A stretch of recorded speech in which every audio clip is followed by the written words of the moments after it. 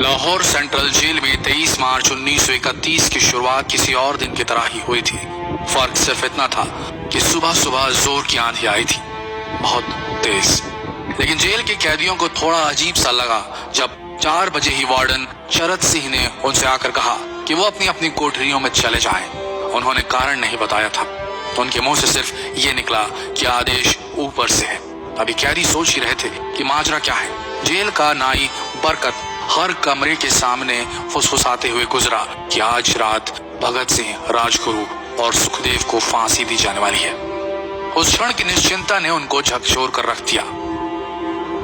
कैदियों ने बरकत से मनुहार की कि वो फांसी के बाद भगत सिंह की कोई भी चीज जैसे पेन, कंघा या घड़ी उन्हें ला कर दें, ताकि वो अपने पोते पोतियों को बता सकें कि कभी वो भी भगत सिंह के साथ जेल में बंद थे। बरकत भगत सिंह की कोठरी में गया और वहां से उनका पेन और कंघा ले आया। सारे कैदियों में होड़ लग गई कि किसका उस पर अधिकार हो। आखिर में ड्रॉ निकाला गया, लाहौर कॉन्स्पिरेसी केस। अब सब कैदी चुप हो चले थे। उनकी निगाहें उनकी कोठरी से गुजरने वाले रास्ते पर लगी हुई थी। भगत सिंह उनके साथ फांसी पर लटकाए जाने के लिए उसी रास्ते से गुजरने वाले थे। एक बार पहले जब भगत सिंह उसी रास्ते से ले जाए जा रहे थे तो पंजाब कांग्रेस के नेता भीमसेन सच्चर ने आवाज ऊंची कर उनसे पूछा था, आप और आपके साथियों ने लाहौर कॉन्स्पिरेसी केस में अपना बचाव क्यों नहीं किया?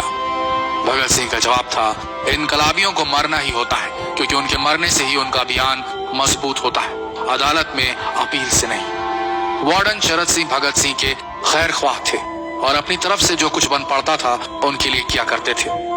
उनकी वजह से ही लाहौर की द्वारकादास लाइब्रेरी से भगत सिंह के लिए किताबें निकलकर जेल के अंदर आ पाती थी।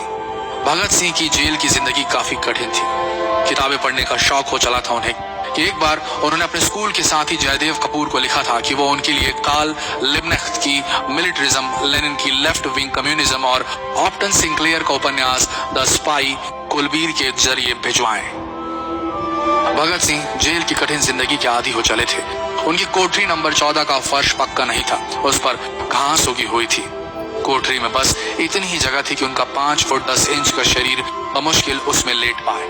भगत सिंह को फांसी दिए जाने से 2 घंटे पहले उनके वकील प्राणनाथ मेहता उनसे मिलने पहुंचे। मेहता ने बाद में लिखा कि भगत सिंह अपनी छोटी सी कोठरी में पिंजड़े में बंद शेर की तरह चक्कर लगा रहे थे। इनकलाब जिंदाबाद। उन्होंने मुस्कुराकर मेहता को स्वागत किया और पूछा कि आप मेरी किताब रिवोल्यूशनरी लेनिन लाए या नहीं। जब मेहता ने उन्हें किताब दी तो वे उसे उसी समय पढ़ने लगे मानो उनके पास अब ज्यादा समय न बचा। मेहता ने उनसे पूछा कि क्या आप देश को कोई संदेश देना चाहेंगे। भगत सिंह ने किताब से अपना मुंह हटाए बगैर कहा, सिर्फ 2 संदेश, साम्राज्यवाद मुर्दाबाद और इनकलाब जिंदाबाद। इसके बाद भगत सिंह ने मेहता से कहा कि वो पंडित नेहरू और सुभाष चंद्र बोस को मेरा धन्यवाद पहुंचा दे, जिन्होंने मेरे केस में गहरी रुचि ली थी। भगत सिंह से मिलने के बाद मेहता राजगुरु से मिलने उनकी कोठरी पहुंचे। राजगुरु के अंतिम शब्द थे, हम लोग जल्द मिलेंगे। सुखदेव ने मेहता को याद दिलाया कि वो उनकी मौत के बाद जेलर से वो कैरम बोर्ड ले लें जो उन्होंने उन्हें कुछ महीने पहले दिया था। मेहता के जाने के थोड़ी देर बाद जेल अधिकारियों ने तीनों क्रांतिकारियों को बता दिया कि उनको वक्त से 12 घंटे पहले ही फांसी दी जा रही है। अगले दिन सुबह 6 बजे की बजाय उन्हें उसी शाम 7 बजे फांसी पर चढ़ा दिया जाएगा। भगत सिंह मेहता द्वारा दी गई किताब के कुछ पन्ने ही पढ़ पाए थे।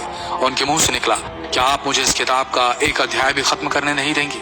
भगत सिंह ने जेल के मुस्लिम सफाई कर्मचारी बेबे से अनुरोध किया कि वो उनके लिए उनको फांसी दिए जाने से 1 दिन पहले शाम को अपने घर से खाना जरूर लाएं। लेकिन बेबे भगत सिंह की इच्छा पूरी नहीं कर सके, क्योंकि भगत सिंह को 12 घंटे पहले फांसी देने का फैसला ले लिया गया और बेबे जेल के गेट के अंदर ही नहीं घुस पाए। थोड़ी देर बाद तीनों क्रांतिकारियों को फांसी की तैयारी के लिए उनकी कोठरियों से बाहर निकाला गया। भगत सिंह, राजगुरु और सुखदेव ने अपने हाथ जोड़े और अपना प्रिय आजादी गीत गाने लगे। कभी वो दिन भी आएगा कि जब आजाद होंगे हम, या अपनी ही जमीन होगी या अपना आसमान होगा। फिर इन तीनों का एक एक करके वजन लिया गया। सबके वजन बढ़ गए थे। इन सब से कहा गया कि अपना आखिरी स्नान करें। फिर उनको काले कपड़े पहनाए गए, लेकिन उनके चेहरे खुले रहने दिए गए। शरद सिंह ने भगत सिंह के कान में फुसफुसा कर कहा कि वाहे गुरु को याद करो। फांसी का तख्ता भगत सिंह लिए बोले, पूरी जिंदगी मैंने ईश्वर को याद नहीं किया। असल में मैंने कई बार गरीबों के कलेश के लिए ईश्वर को कोसा भी है। अगर मैं अब उनसे माफी मांग लूं तो वो कहेंगे कि इससे बड़ा डरपोक कोई नहीं। इसका अंत नजदीक आ रहा है, इसलिए ये माफी मांग रहा है। जैसे ही जेल की घड़ी ने 6 बजाया, कैदियों ने दूर से आती कुछ पद चांपें सुनी। उनके साथ भारी बूटों के जमीन पर पड़ने की आवाजें भी आ रही थी। साथ में एक गाने का भी दबा स्वर सुनाई दे रहा था। सरफरोशी की तमन्ना अब हमारे दिल में है। सभी को अचानक जोर जोर से इनकलाब जिंदाबाद और हिंदुस्तान आजाद हो के नारे सुनाई देने लगे। फांसी का तख्ता पुराना था, लेकिन फांसी देने वाला काफी तंदुरुस्त। फांसी देने के लिए मसीह जल्लाद को लाहौर के पास शाहदरा से बुलवाया गया था। भगत सिंह इन तीनों के बीच में खड़े थे। भगत सिंह अपनी मां को दिया गया वो वचन पूरा करना चाहते थे कि वो फांसी के तख्ते से इनकलाब जिंदाबाद का नारा लगाएंगे। लाहौर जिला कांग्रेस के सचिव पिंडी दास सोंधी का घर लाहौर सेंट्रल जेल से बिल्कुल लगा हुआ था। भगत सिंह ने इतनी जोर से इनकलाब जिंदाबाद का नारा लगाया कि उनकी आवाज सोंधी के घर तक सुनाई थी। उनकी आवाज सुनते ही जेल के दूसरे कैदी भी नारे लगाने लगे। तीनों युवा क्रांतिकारियों के गले में फांसी की रस्सी डाल दी गई, उनके हाथ और पैर बांध दिए गए। तभी जल्लाद ने पूछा, सबसे पहले कौन जाएगा? सुखदेव ने सबसे पहले फांसी पर लटकने की हामी भरी। जल्लाद ने एक एक कर रस्सियां खींची और उनके पैरों के नीचे लगे तख्तों को पैर मारकर हटा दिया। काफी देर तक उनके शव तख्तों से लटकते रहे। अंत में उन्हें नीचे उतारा गया और वहां मौजूद डॉक्टरों लेफ्टिनेंट कर्नल जे नेल्सन और लेफ्टिनेंट कर्नल NS सोंधी ने उन्हें मृत घोषित किया। एक जेल अधिकारी पर फांसी का इतना असर हुआ कि जब उससे कहा गया कि वो मृतकों की पहचान करें तो उसने ऐसा करने से इनकार कर दिया। उसे उसी जगह पर निलंबित कर दिया गया अंग्रेजों द्वारा। एक जूनियर अफसर ने यह काम अंजाम दिया। पहले योजना थी कि इन सब का अंतिम संस्कार जेल के अंदर ही किया जाएगा, लेकिन फिर यह विचार त्यागना पड़ा जब अधिकारियों को आभास हुआ कि जेल से धुआं उठते देख बाहर खड़ी भीड़ जेल पर हमला कर सकती है। इसलिए जेल की पिछली दीवार तोड़ी गई। उसी रास्ते से ट्रक जेल के अंदर लाया गया और उस पर बहुत अपमानजनक तरीके से उन शवों को एक सामान की तरह लाद दिया गया। पहले तय हुआ था कि उनका अंतिम संस्कार रावी के तट पर किया जाएगा, लेकिन रावी में पानी बहुत ही कम था, इसलिए सतलज के किनारे शवों को जलाने का फैसला लिया गया। उनके पार्थिव शरीर को फिरोजपुर के पास सतलज के किनारे लाया गया। तब तक रात के 10 बज चुके थे। इस बीच उप पुलिस अधीक्षक कसूर सुदर्शन सिंह कसूर गांव से एक पुजारी जगदीश अचरज को बुला लाए। अभी उनमें आग लगाई ही गई थी कि लोगों को इसके बारे में पता चल गया। जैसे ही ब्रितानी सैनिकों ने लोगों को अपनी तरफ आते देखा, वो शवों को वहीं छोड़कर अपने वाहनों की तरफ भागे। सारी रात गांव के लोगों ने उन शवों के चारों ओर पहरा दिया।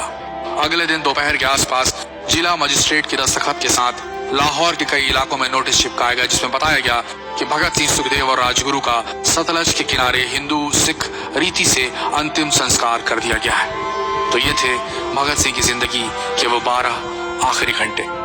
आशा करते हैं इस वीडियो में सुनाई गई ये कहानी आज युवा पीढ़ी के दिलों में मर चुके देशभक्ति को जगाने में कामयाब होंगे। जितना हो सके इस संदेश को पूरे देश में पहुंचाएं। इस वीडियो को शेयर करें फेसबुक पर, व्हाट्सएप पर, और हो सके तो इस पेज को फॉलो करें ताकि ऐसे ही वीडियोस आप तक सही समय पर पहुंच सके। मिलते हैं अगले वीडियो में, तब तक के लिए आप सबका धन्यवाद।